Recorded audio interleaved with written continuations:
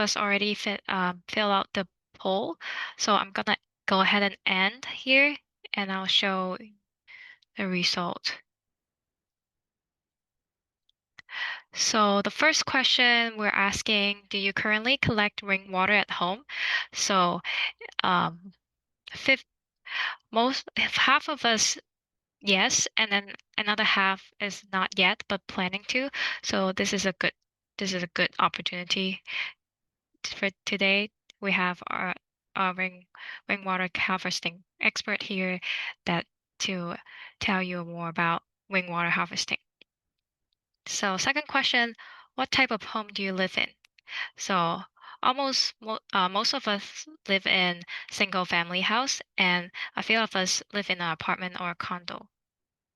And the third question, which type of rainwater harvesting methods are you most interested in? So 80% of us really interested in rain barrels, and 20% interested in cistern, 10% interested in rain gardens, and then 10% interested in permeable pavements. Okay, so I'm going to stop sharing the result and I'm going to share my screen.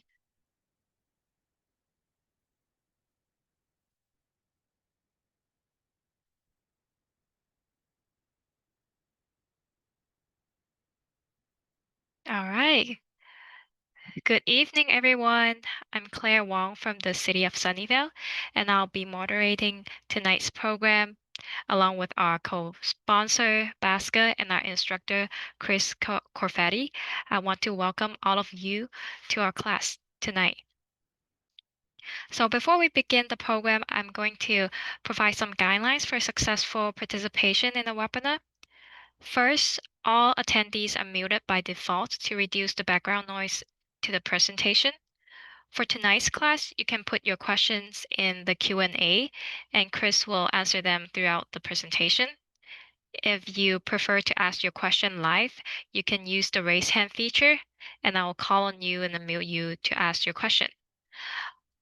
We ask that if you choose to ask your question live, please save those questions for the end of the presentation. And this illustration show where you can find the raise hand and Q&A button. I'd also like to note that this webinar is being recorded and will be made available on Basca YouTube channel. So now that we have that out of the way, I would like to share a little background on Basca's landscape education program. Basca is a special district that represents the interests of 26 cities, water districts, and private water companies, all of which purchase wholesale water from the San Francisco Regional Water Supply. Basca member agency collectively serve over 1.8 million residents and 40,000 businesses in San Mateo, Santa Clara, and Alameda counties. Basca's goal is to ensure a reliable supply of high-quality water at a fair price for our agencies and their customers. Consistent with that goal, Basca provides a regional water conservation program to support our agencies in improving water use efficiency. The landscape education program is one element of that conservation program. While we have made significant strides in water use efficiency in past decade, there is still more room for improvement. Outdoor water use represents the single largest untapped opportunity for water conservation in the Basca service area. Outdoor water use reduction through the use of water efficient plants and innovative techniques can help conserve water and ensure that future water supply needs of our communities are met. Here are a few highlights on additional conservation programs that may be of interest to you. Valley Water has several rain barrel rebate options. You can get up to $35 for installing a rain barrel, 50 cents a gallon for installing a cistern, and $1 per square foot of a rain garden. Basca has a newly redesigned landscape rebate program which provides rebates to customers of participating water agencies for replacing water incentive intensive lawn space with water efficient landscaping.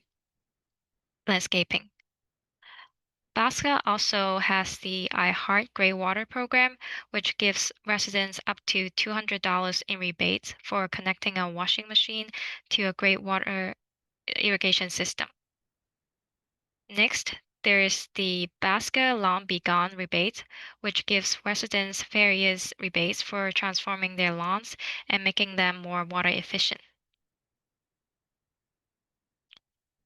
Another program by Basca is the Smart Controller program, which provides instant rebates and heavily discounted pricing on purchase of the Retro 3 irrigation controller. This controller can be operated on your smartphone and normally retails for $280. Through this program, customers of participating water agencies can purchase a controller for $100 plus tax. For more information or to find out which of these programs are available in your area, visit bayareaconservation.org. The City of Sunnyvale encourages you to participate in rebate programs offered by Valley Water. Valley Water offers $2 per square foot of rebates for replacing your lawns and plants that require a lot of water with drought-tolerant plants or permeable hardscape. We also offer up to $200 in rebates for properties that connect a clothes washer to a great water irrigation system. In order to qualify for these rebates, please make sure you apply first.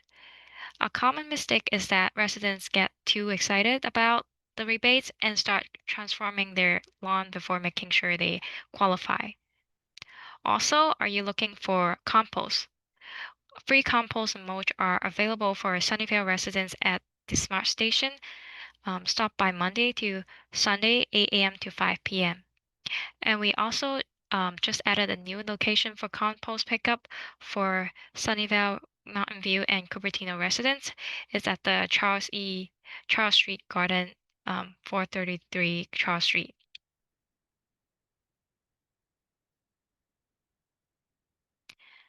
Additional information on water-wise gardening can be found on southbaygreengardens.org, where they also have some landscape designs and templates as well. It is a great way to get some ideas before you go ahead and apply for those rebates. Here is a snapshot of the Waterwise Gardening website. It provides resources to support residents in water efficient landscape renovations and management. Resources include a gallery of gardens with plants identified, plant selection tool, and even a watering calculator. If you enjoyed tonight's program, we invite you to check out our upcoming webinar classes. You can view the full schedule and register at bayareaconservation.org. If you are interested in staying up to date with Sunnyvale's Environmental Services Department, make sure to subscribe or follow us on social media.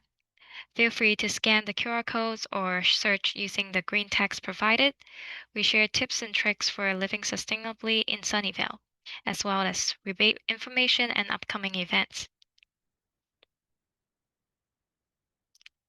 If you have questions about the rebate programs, please contact Valley Water for more information. Now I have the pleasure of introducing our instructor, Chris Corvetti. Chris moved to California upon completion of 2 years of Peace Corps service in Mongolia, where she first experienced water scarcity. As a member of Watershed Steward, um, hold on a second. As a member of the Watershed Steward AmeriCorps program, Chris dived into issues surrounding water conservation specific to the Bay Area. Since the end of her AmeriCorps service in 2017, Chris has worked with numerous local nonprofits and municipalities to install rainwater harvesting system throughout the Bay Area. So Chris, thank you so much for joining us tonight. I'm going to stop. Um, so take it out. You can take it away. Thank you, Claire. Thanks for having me tonight. Okay, hi everyone. My name is Chris Corvetti, and I'm a rainwater harvesting specialist. I've been working in the Bay Area for quite a while now and have installed dozens of systems throughout the Bay Area in both Santa Clara and San Mateo counties. So we're going to talk a little bit about rainwater harvesting. Um, there are many great reasons to harvest rainwater, and there's just a few of them here on this slide. A lot of these talk about how it's going to help you and how it's going to add value to your property. And I also want to talk a little bit about how these rainwater systems actually help the entire environment and the community at large. So I'm going to head into that directly. So when we live in the Bay Area, we live in a city. There are a lot of areas that are hardscaped, which means there are areas where when it rains, the water can't soak directly into the ground. So it runs off the hardscape surface and then finds the spot where it can soak in. That means that a lot of times when it first rains, especially the first couple rains of the year, um, we'll see a lot of water just running down the sides of the roads. And that water runs into storm drains. But what's really interesting to me is that that water isn't just rainwater, clean water coming out of the sky. That water is hitting these hardscapes and it's picking up all these pollutants that have been sitting there throughout the summer, throughout the dry season, that we don't really think about. What might look like a little bit of dust on the side of the road to us could actually be fertilizers, a little bit of rust from brakes or other things that really aren't great for our waterways. And when the rain hits and it doesn't have the ability to soak into the ground, it runs off and it ends up in our storm drains. Now, our storm drains don't actually get filtered or cleaned. They flow directly to the bay. So a lot of times you'll see signs on them that say flows to bay or no dumping flows to bay, or flows to creek. And that's because there's no filtration on it. It's often confused with our household wastewater, which goes through the wastewater treatment plant. So this diagram here does a great job of showing the difference. Whereas our household waste, our sinks, our toilets, our showers, goes to the wastewater treatment plant, it gets cleaned before it comes out. But the storm drain carries all of that urban stormwater runoff directly into the storm drain channel and straight into our creeks in the bay. And that, as you can see from this picture, is not clean. And that contributes to pollution in our creeks and decline of our fish and our other wildlife. So if we can help in our own homes to reduce the amount of water that's running off into the storm drains, it will actually decrease the amount of pollution running into the storm drains as well. So this concept is called slow it, spread it, and sink it. And it refers simply to slowing down our stormwater, spreading it out, and allowing it to sink into the ground where it can percolate down into the deep groundwater, refill our aquifers, and help let the ground filter out these pollutants rather than having them run off into our creek. So, we're going to take a little look at how we can slow it down, spread it out, and sink it into the ground. There are some different types of rainwater harvesting. We had these in the poll earlier. Most of you guys were really interested in rain barrels, so I'm going to spend most of my time tonight talking about them. But I will go over permeable pavement really quickly here in the beginning, and then I'll do rain gardens at the end, and I'll be able to answer any questions as we go along. So please don't hesitate to type them into the Q&A. Permeable pavement is exactly what it sounds like. It's a way of having a paved area that is not actually a hardscape. It looks like a hardscape, but as you can see in this picture here in the middle, the water actually can get through it. So that one in the middle is a porous cement. A lot of local cities, including Sunnyvale, are using porous cement in the parks and for walking paths. It's not durable enough for highways or for areas where you're doing a lot of driving, but a lot of the cities are using them for just the parking spots and parking lots, as well as the walkways and walking paths and sidewalks. And that's great because that's a huge percentage of previously impermeable surfaces that are now able to absorb the water. For your own home, porous cement might be a little too expensive to install, but you could consider using pavers with built-in spacing or adding spaces between pavers, like you can see in this picture on the right, where you end up with, what looks like a nice solid sidewalk, but actually has gravel in between to allow that water to soak in. So there's just something to think about, when you're walking in the city parks, maybe there is porous cement, which is really cool, or, how you can bring something similar to your own home.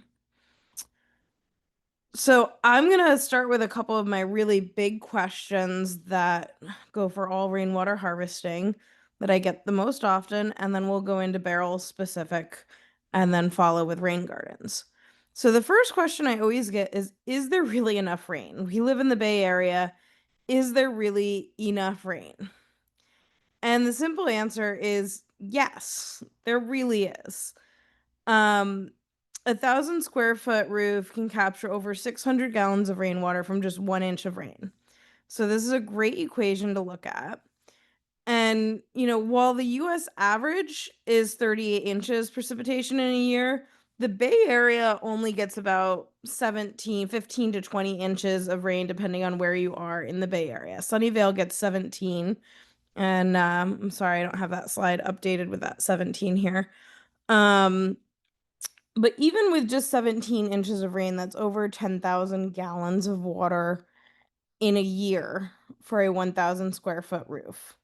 So that is a lot of water and a lot of harvesting potential that we could keep from going into our storm drains and lower our water bills, because that's a lot of water we're not running through our pipes. That's a lot of drinking water that we're not using to water our plants. So this is a great way to capture nature's resource and use it to best use at our own house. So those equations used your roof area.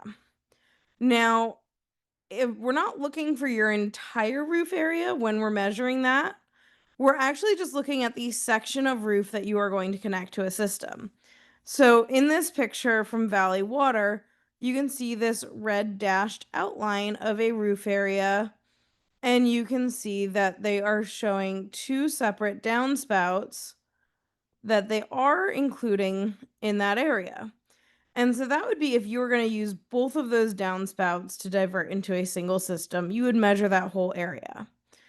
But if you were actually only going to use one of the downspouts, let's say this one, then you would only measure to about here, and that would become your roof area.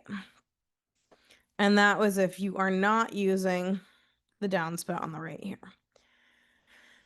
If you wanted to, install a small rain barrel, you could probably, do a small rain barrel on any one of these downspouts or all of the downspouts.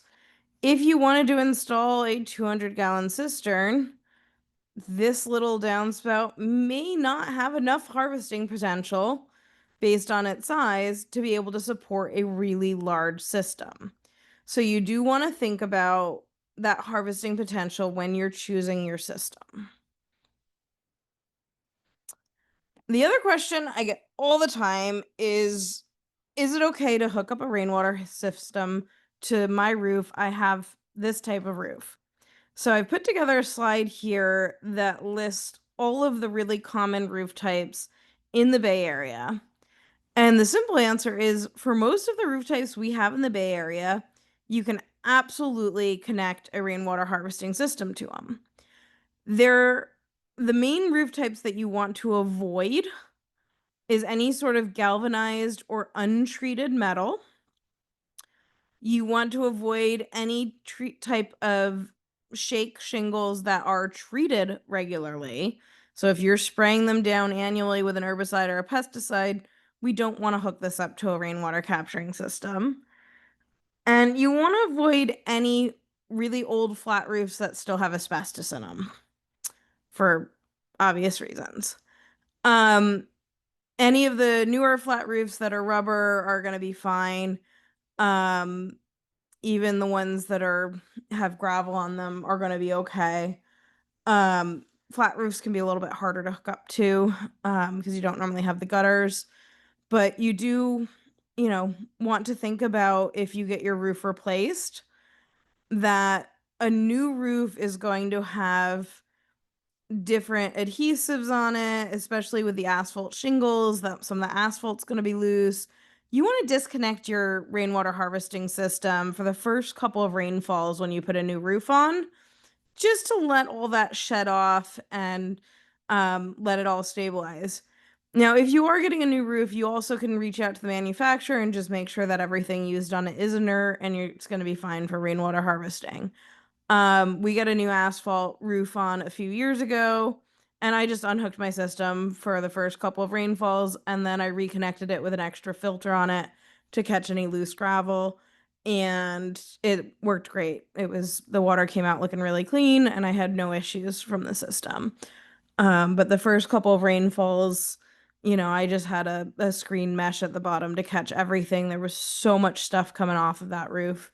But again, after a couple of rainfalls, it works great. So let's get into what everyone's here for today and talk about rain barrels.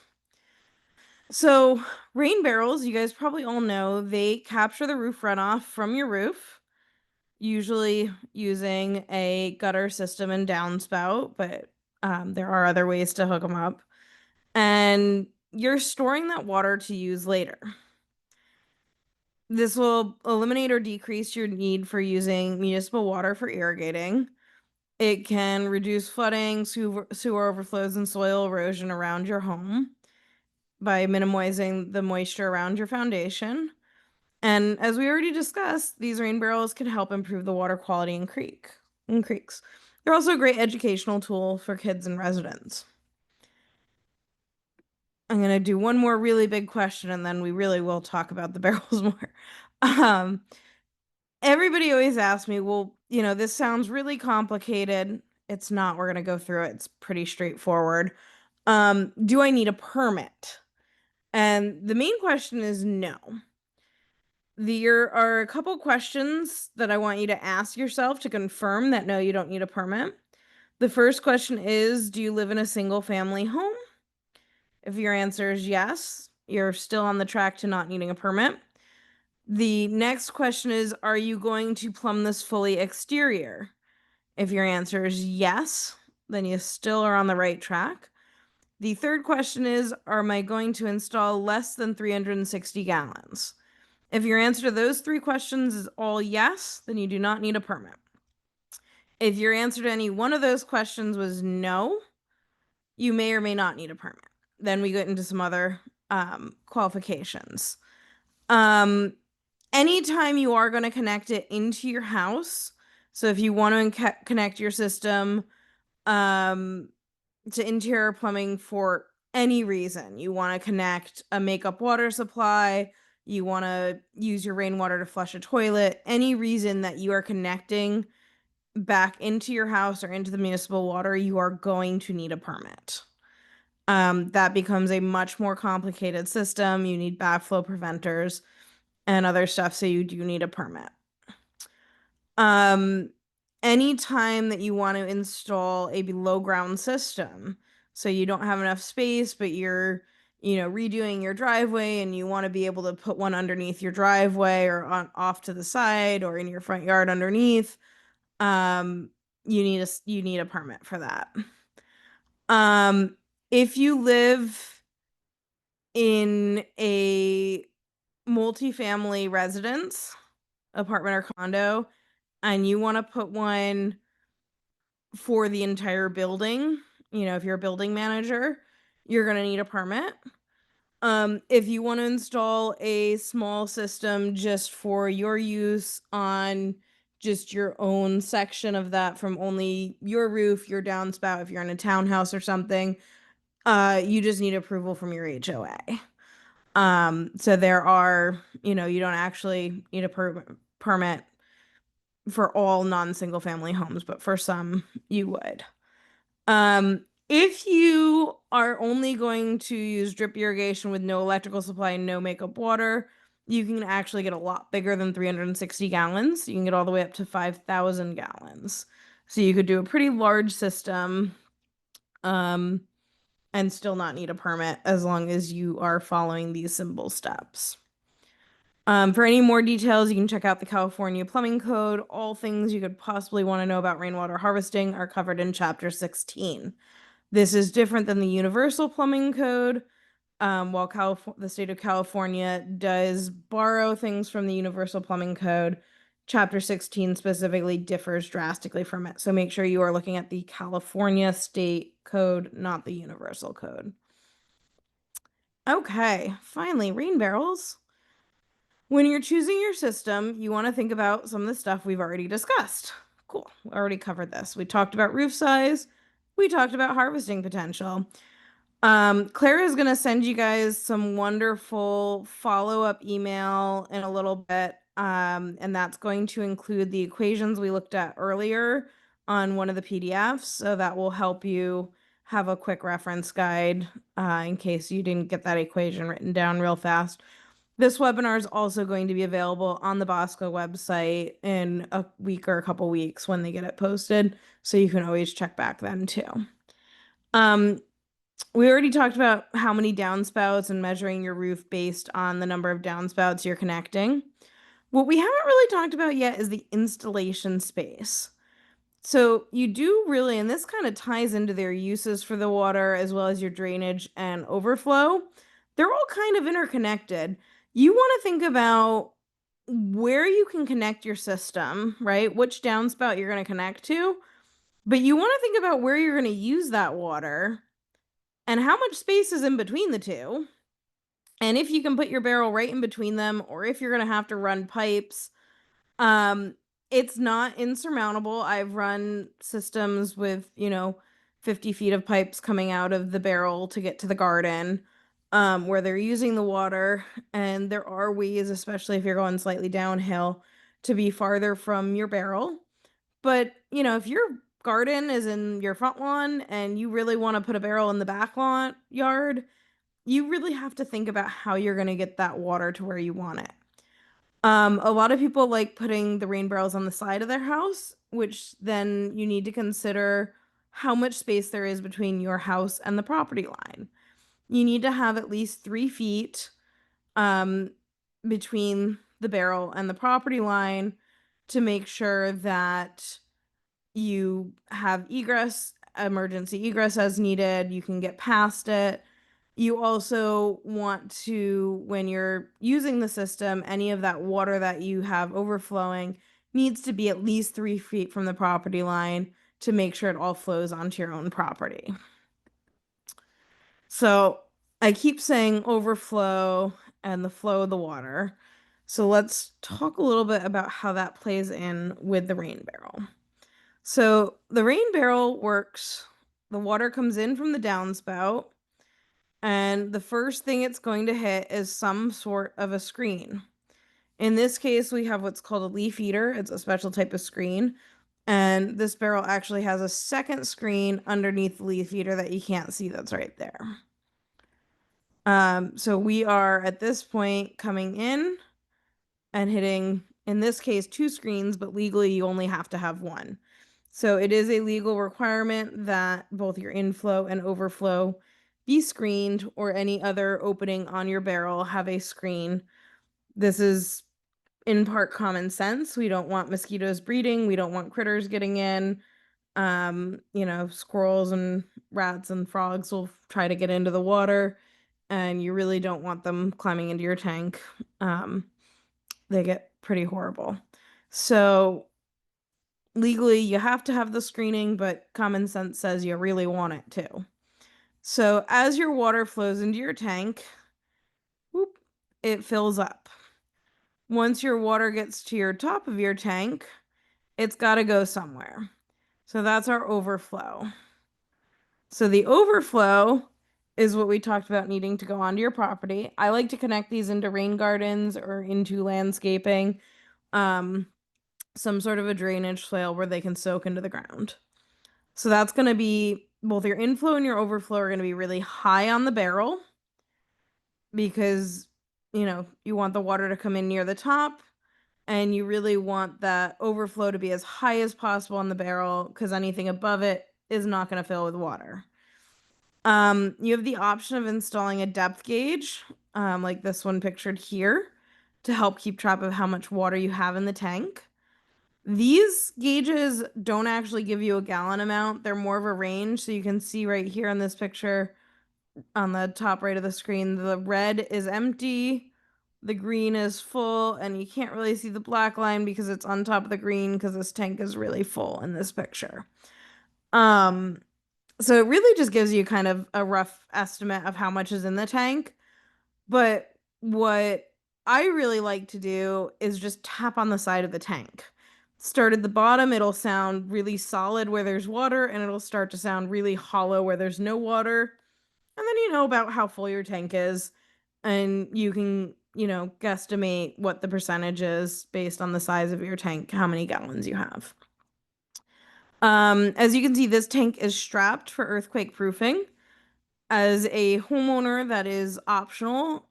Most of my installations are done on public property and in schools. So I always strap for earthquake proofing. I do recommend it. In this case, it's strapped to a really sturdy pre-existing fence. Um, and the bottom here, we have our output, which, you want to think about how you're going to use the water. And I think I have some better pictures on a future slide where we can see these drip systems a little bit better. So let's move forward. So there are two types of inflow. That previous slide showed a full diversion like this top picture where all the water goes into the tank. There's also something that's called a partial diverter. This is a really great system if you have a French drain or you don't want to change where any extra water is going. You don't have a lot of drainage on your property to change where the water is going after the rain barrel. This will allow you to just divert the amount of water that your rain barrel can hold, and the rest of your water will continue to go down your original downspout. So it just keeps 50 or 100 or 200 gallons from running down the downspout, but after it fills, the rest goes in. And the way that works is the water comes down here, it runs into the pipe into your barrel. When your barrel fills, it runs back out the pipe. It comes up and over and then down that center hole to go down the downspout. With both of these systems, you do need screening. For this top system, you would have screening here at the input, and you would have screening at your overflow on the side. This bottom system actually acts like both an inflow and an overflow, so you would only need screening in one spot, and that's right here. So that makes it a little bit easier. Most of the rain barrel kits you get will come with this partial diverter that all you need to do is drill a hole very carefully in your downspout. So here's some slightly zoomed in pictures of our output. I'm a huge fan of drip irrigation. It gets the water right directly to the plants. You can adjust how much you want it, how long you want it to run for based on the time of year and how hot the days are going. And it's really easy to set up these systems to run once a week, twice a week, for a set amount of time. If you are doing a rain barrel and you want to drip irrigate with it, you do need a special type of timer. You can't just get a regular timer. Unfortunately, the ratio timers that the rebates are for don't work well for this system because they need a more pressurized system. So what you need is called a gravity fed or a zero pressure timer. Both of these are examples of that. Um, and they work really well in the non-pressurized system. Anytime you're going to be installing any timer or drip irrigation, you need to run a filter in line before you get to that because you're going to have small particulates that get into the tank and you want to make sure you're filtering those out. And again, these filters are going to be gravity fed specific. A standard inline filter that you'd have for a regular irrigation system is not going to work. There's just not enough pressure in the system to work. So you do need these specific gravity ones for that. Don't worry though, they are available from Home Depot and will come if you get a basic drip irrigation kit that's made for a gravity fed system, they'll usually come with this filter. Um if you just want to hook up a hose to the bottom, you don't have to worry about the filters, and as long as you're under 360 gallons, you can hose water. Um so all you need is to put a valve on the bottom. If you want to install a pump, anything you're going to hardwire in requires a permit. But if you want to just hook up a, on-demand pump that you bring out to use while you're hose watering and then you remove from the system when you're done using it every time, that does not require a permit. Okay. So I keep using the word cistern. A cistern is a rain barrel that is over 200 gallons. So a cistern is a barrel. They're the same thing. It's just bigger. So actually my original diagram picture was a cistern just because it's bigger and easier to show all the parts on. When you get into cisterns, you really need to think about the weight of the water. So even that first picture we looked at of this barrel on the right here, it's 265 gallons. That weighs over a ton when it's full. The 500-gallon one weighs over 2 tons when it's full.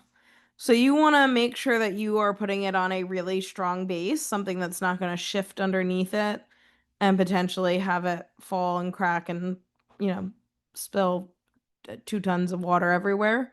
So I recommend for any cistern, definitely putting in some sort of a concrete pad. When you're just doing a smaller barrel system or a daisy chain system, which we're going to talk about next, you can get away with building a wooden frame and filling it with gravel and tamping the ground to get it nice and stable. My next slide has a couple pictures of examples of different bases as well. Daisy chaining is simply means connecting barrels. So your water comes in one barrel but fills both. They can be daisy chained at the top or the bottom. This picture from Tierra Linda Middle School in San Carlos is daisy chained on the bottom. So the water comes down the downspout and comes into the barrel on the right. This tubing on the bottom, wondering if I can get a brighter color. See if that makes it more visible. That tubing on the bottom allows the water as it fills that barrel on the right to simultaneously fill the barrel on the left. And so even though these are each 50-gallon barrels, they act like a 100-gallon system together. And that gives a little bit more pressure for the drip irrigation. It adds a higher capacity for the whole system, and they work simultaneously filling at the same time. If they were daisy chained at the top, one barrel would fill first and then overflow into the second barrel. And then you would be able to use the water separately, but you wouldn't be able to use that extra pressure from the barrels being combined. So I'm a huge fan of daisy chaining at the bottom. Here are some of these bases we talked about briefly. You can see here it's a wooden frame. It's infilled with gravel. and that keeps those barrels nice and secure. These are all barrels are anywhere from 50 to 65 gallons. There's actually some different size barrels in this lineup. This system is close to 1,000 gallons.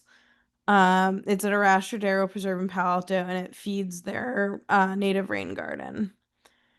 Those are the same type barrel as this one pictured in the middle. It's a recycled olive oil barrel that's been custom painted. Um, Here on the left, there's also a gravel base. It's kind of hard to see.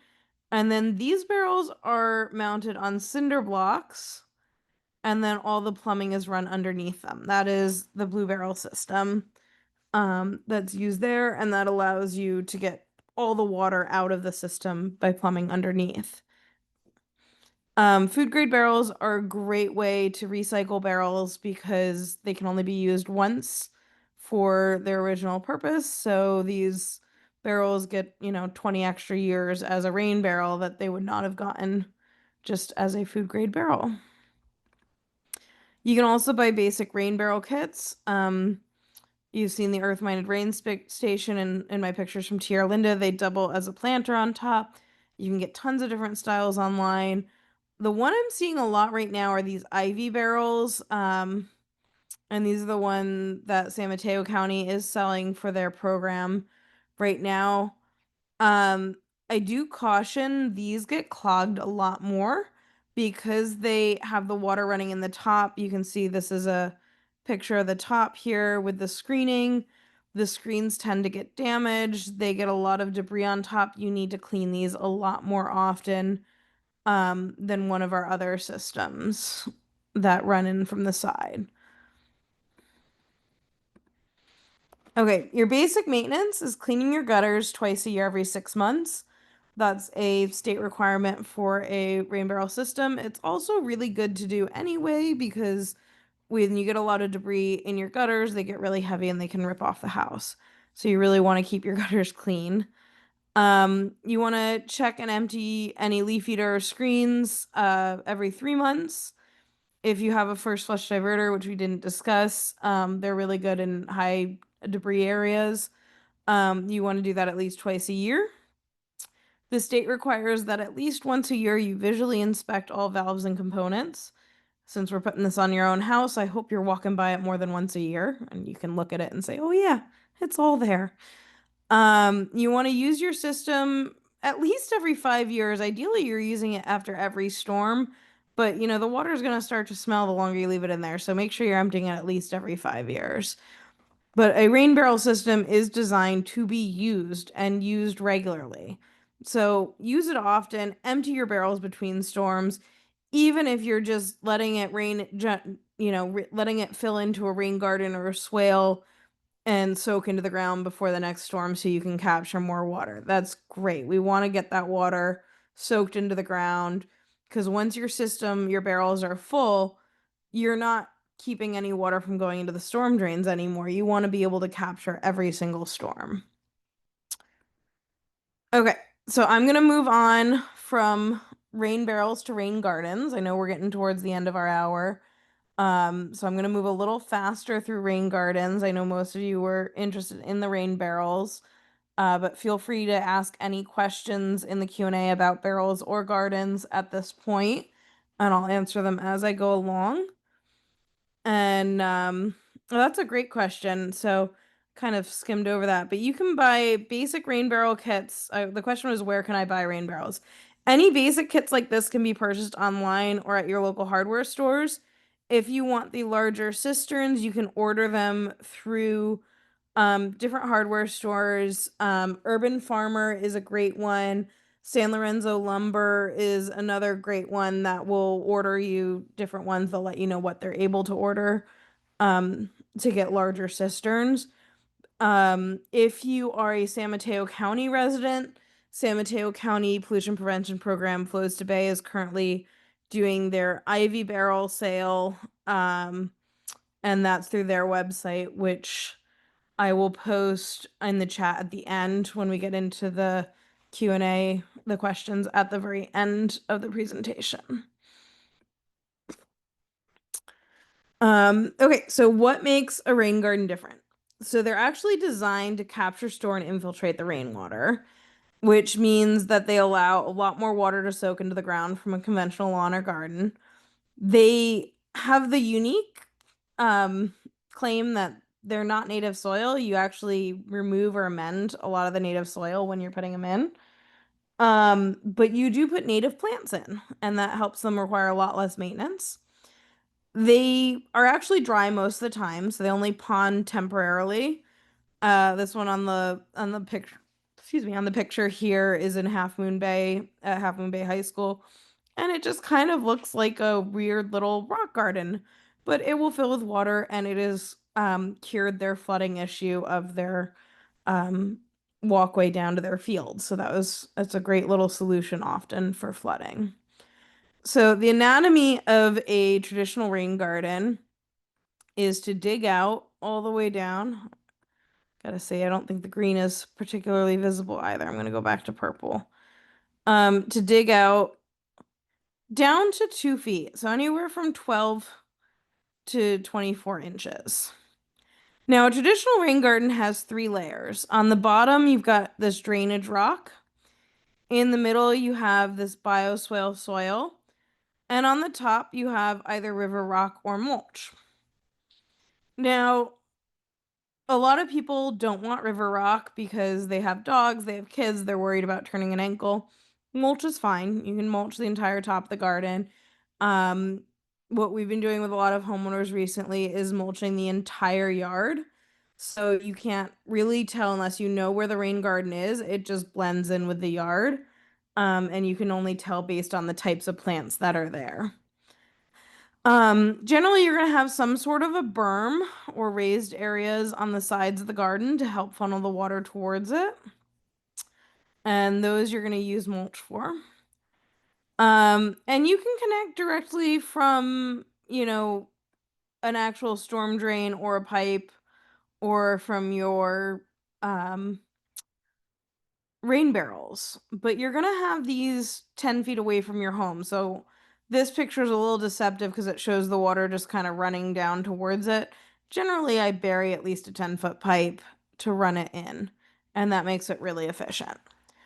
Um, when you're designing your rain garden, you want to think about how much space you have. You need to make sure you're at least 10 feet from your building and at least 3 feet from the property line. So you really need at least a minimum of 15 feet from your house to your property line to be able to install one. Um, we have had one installation that we did in East Palo Alto where it was exactly 15 feet.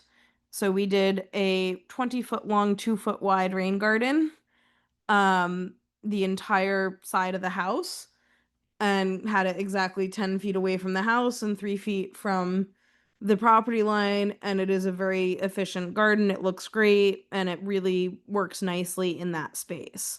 So there are definitely ways to work with a smaller space. We already talked about harvesting potential. I'm going to include in the handouts how to figure out your soil type and your soil infiltration rate because we don't have a lot of time to talk about them tonight.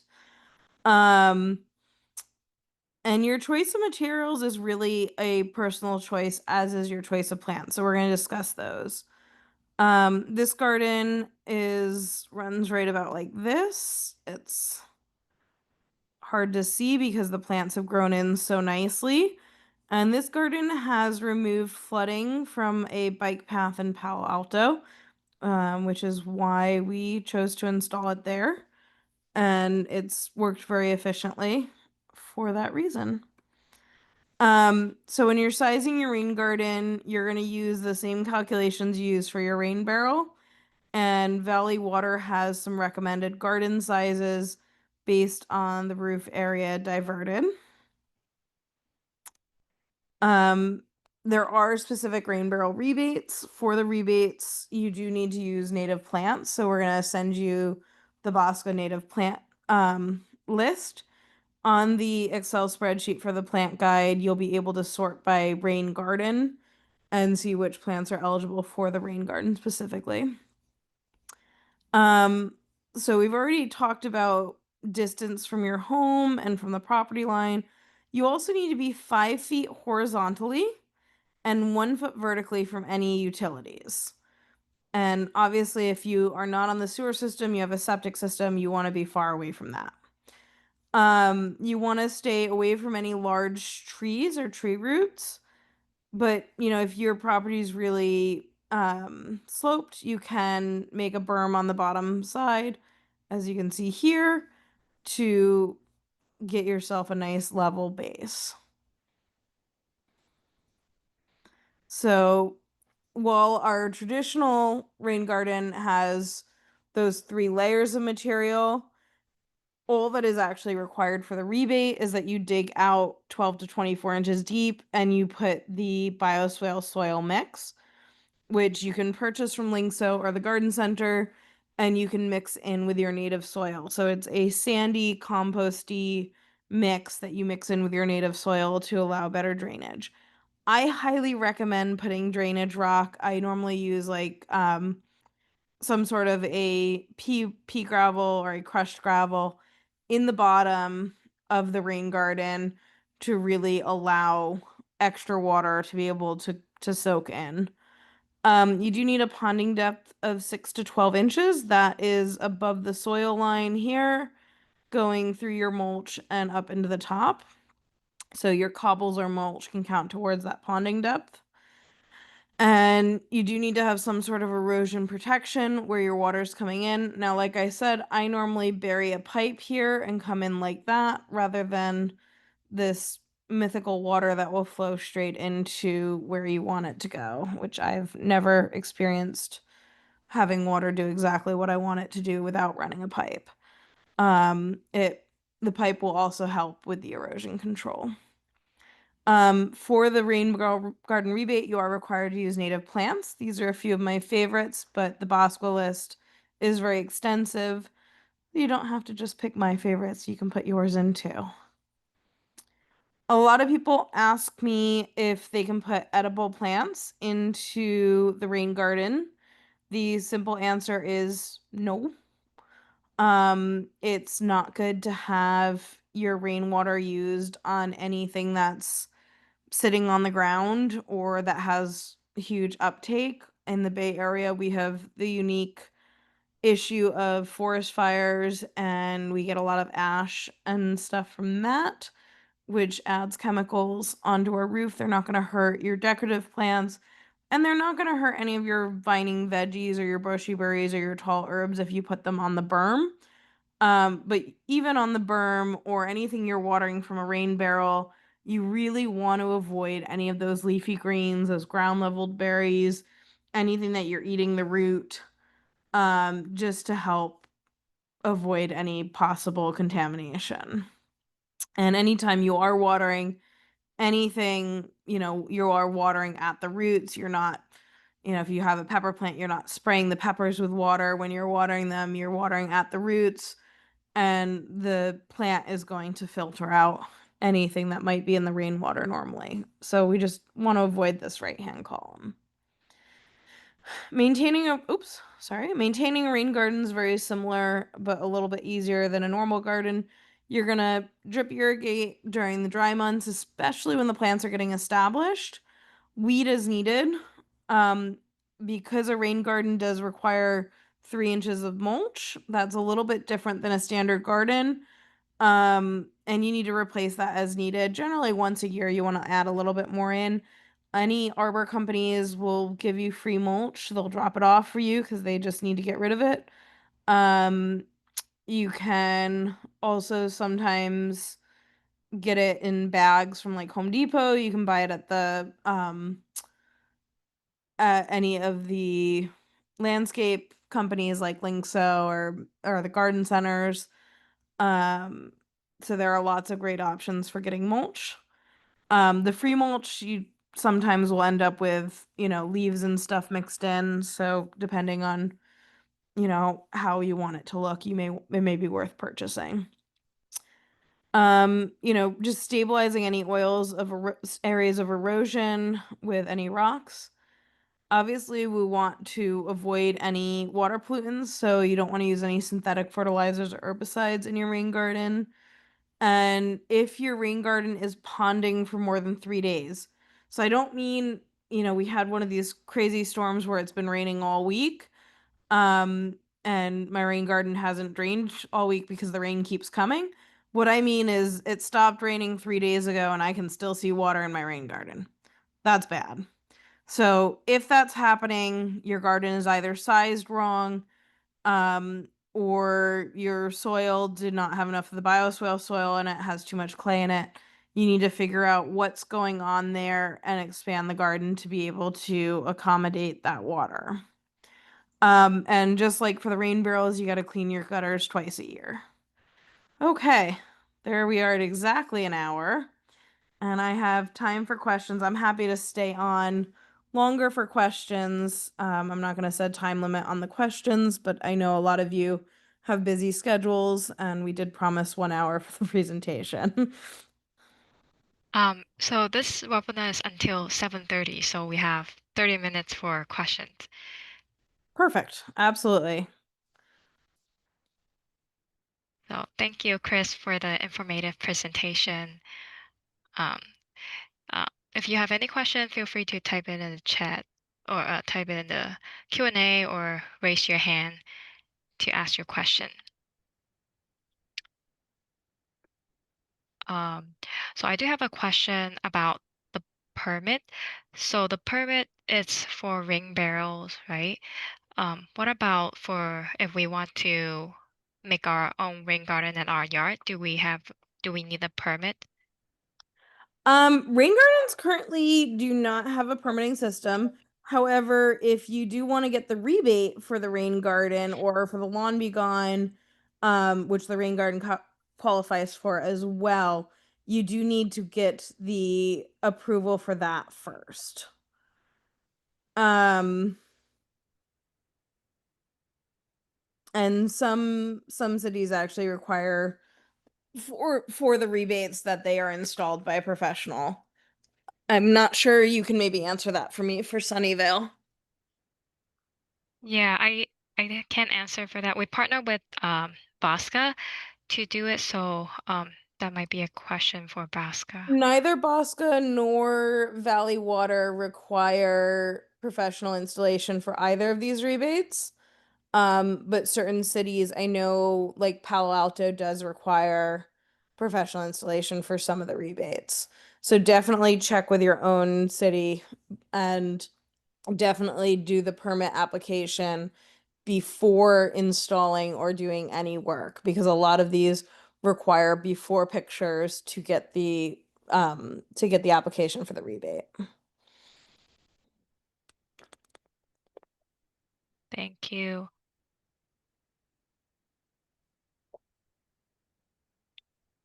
And I do have another question. So for ring barrels, it's because, during the storm season, we don't really need to water our plants that frequent. So what if the ring barrels get filled up and can't capture more rainwater? Are we gonna like close it, or So, are we just gonna dump the water inside? so this is where rain gardens become in really useful. Um, you can take all of your so if you're watching the news and they're like, "Oh, we're going to get another rainstorm, next week." Um then you can dump your barrel into your rain garden and it'll sink fully in before your next storm. And then you can refill your rain barrel. I have found with my own garden and with the way that we get rain in the Bay Area, especially lately, we've been getting these really heavy rainfalls in the fall, and then we go a month without rain, and then we get another rain.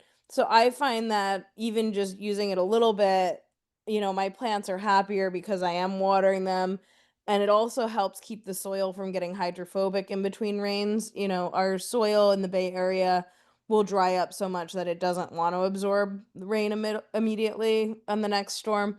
And by, watering and using this water that I have stored and actually using it between storms helps my soil more efficiently use the water when it does rain. I do have a question here. So this is if you have a rain garden from rainfall from sky, not diverting from a roof or downspout, then can you have leafy vegetables, etc., in the rain garden?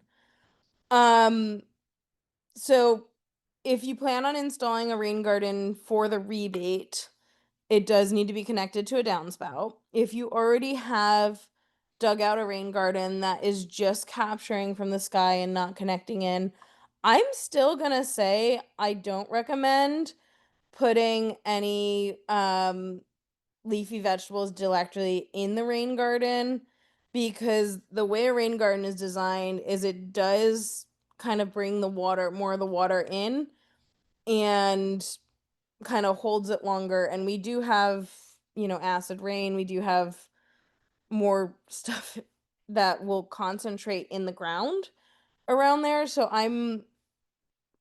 it's because of the way the garden's designed, it is concentrating the water a little bit, especially if you have it bermed properly. It's going to encourage water to flow into it and hold the water a little bit more. Um, I'm a huge fan of having separate planters for my leafy greens.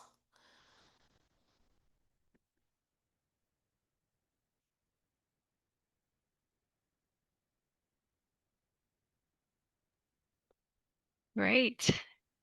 So please feel free to type in your question, or if you prefer to say it out loud, you can raise your hand and we can unmute you.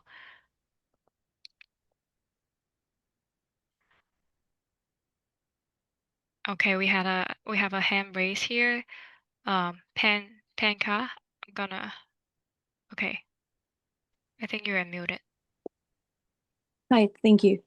Um, so is there any plumbing company that can be used that you might recommend or you may know, not even recommend, just know knowledge of it, or who can help us, in channelizing all this water and gray water in the house and use it for flushing and toilets and um, you know, treating it or even um building a cistern. Okay, so there were some big keywords in there that I'm gonna address. I'm gonna talk about the whole question, but you use the word gray water. So I just want to clarify that for everyone. Rainwater and gray water are very different things. So this whole presentation has been about using rainwater, so the water that falls out of the sky. Gray water is a term that we use to describe water that comes out of our house from our sinks and our showers and our laundry. And um and there are great gray water programs, and I think Bosco even has some great presentations coming up about gray water and how to use that. And that is connecting water from your home into your landscape. The other question you asked was about connecting rainwater back into your home. So using rainwater to flush a toilet, say. That is permit required. You can go on either the Flows to Bay website or the Greywater Action website. Oops, I went right through the bottom of that one. Or so either the Greywater Action or the Flows to Bay website both have a list of installers in the Bay Area who can do systems. And a lot of the ones on the Flows to Bay website will not do systems that require permits, but some of them will. Um, there is also, oh boy, I'm bad with names. Um,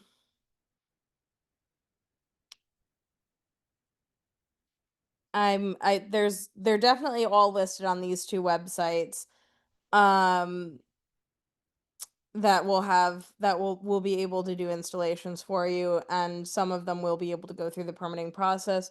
But if you are wanting to do something that requires a permit, I would ask the installer up front if they're willing to help with the permitting process or not, because a lot of the installers will not do it. I also do not recommend hiring a handyman to do this, unless you come back through my presentation and look at these requirements. A lot of people say, "Oh, yeah, I can do that," but they don't really understand what's needed for a system like this. So make sure you're looking at what we cover today and make sure you have that screening, um, to make sure that everything is going to function right.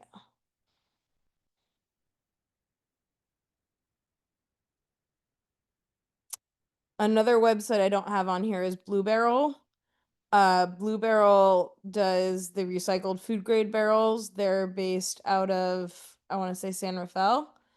And so it is a local company, but they now do business nationwide.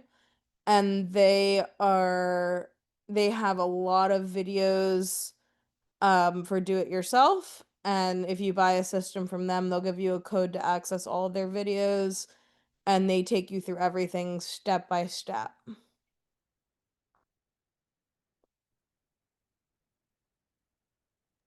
Great. Thank you for the question. And thank you, Chris, for addressing that.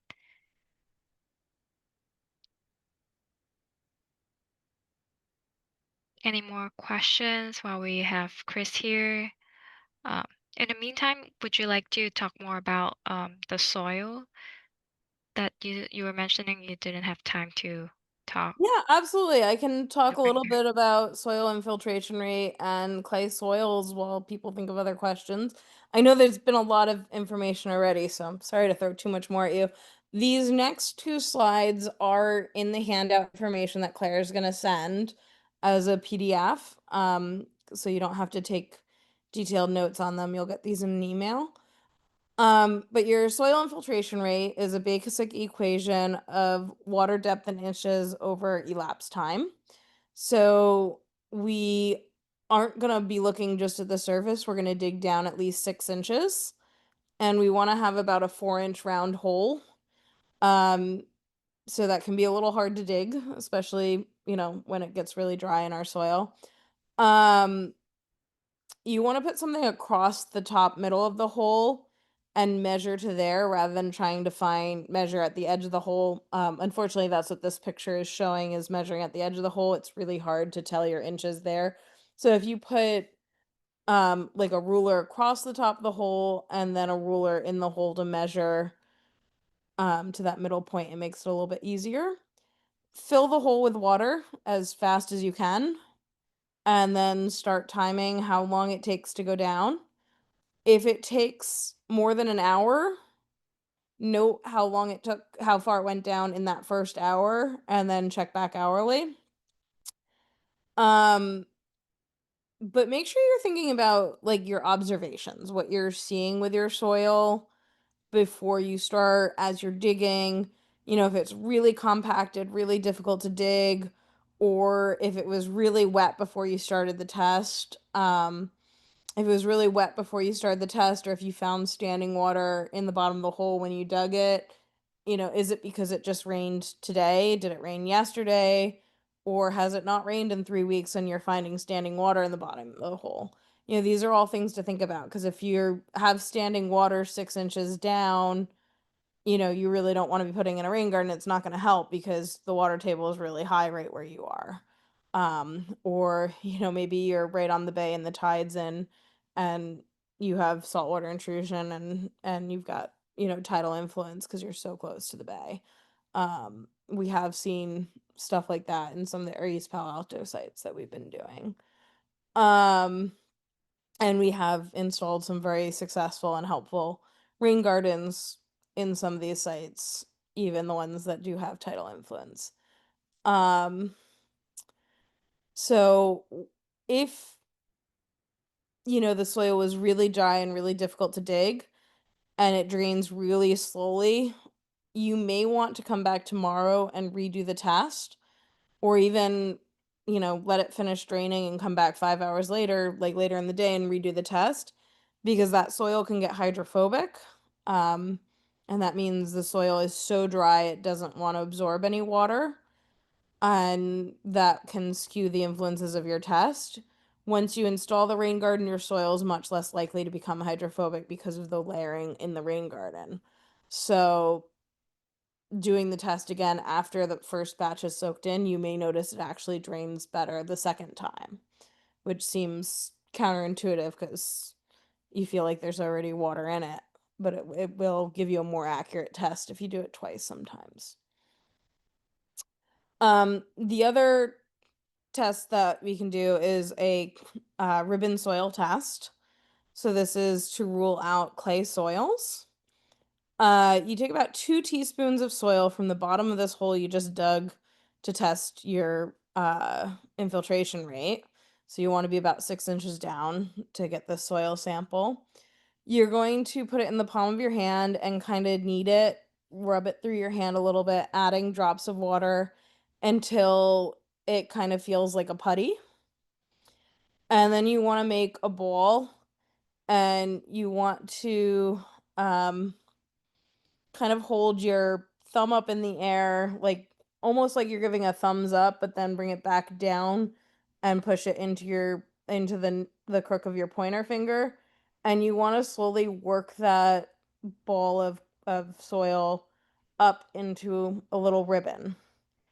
And your pointer finger being crooked will give the width of the ribbon because it's gonna kind of be that width between that second between your first and second knuckle there, and then your thumb pushing up there is going to keep it nice and even.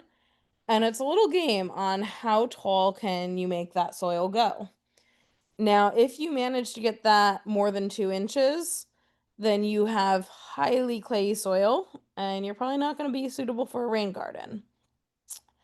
But anything less than 2 inches, and you're just going to, the longer it is, the more you want to amend the soil, the more you want to add in that bioswale soil mixed in with your natural soil for your rain garden. Um, if you can't even make a ball, it just keeps falling apart. You have really, really sandy soil. So you probably don't even live in the Bay Area. I've never seen it that on any of our any of ours in the Bay Area. You're most likely gonna end up somewhere between, half an inch and an inch and a half. But if you have really sandy soil, then you probably have no problems with drainage and you have nothing running off onto the street when it rains because that water is gonna want to just soak right in.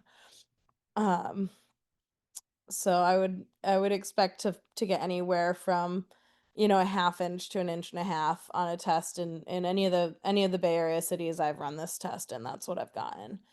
And so I'll go um anywhere from like a 60-40 to a 50-50 with the bioswale soil based on this test.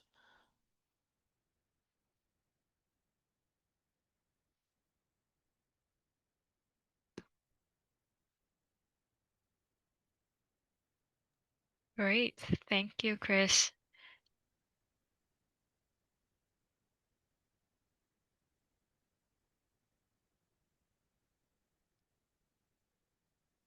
So feel free to ask any questions while we have her here. I'm gonna go back to my favorite plants so people can think about what I find beautiful while they're planting their gardens. And if you want to see any of the slides again, you can type that in the Q&A too, and I can go back to a different slide.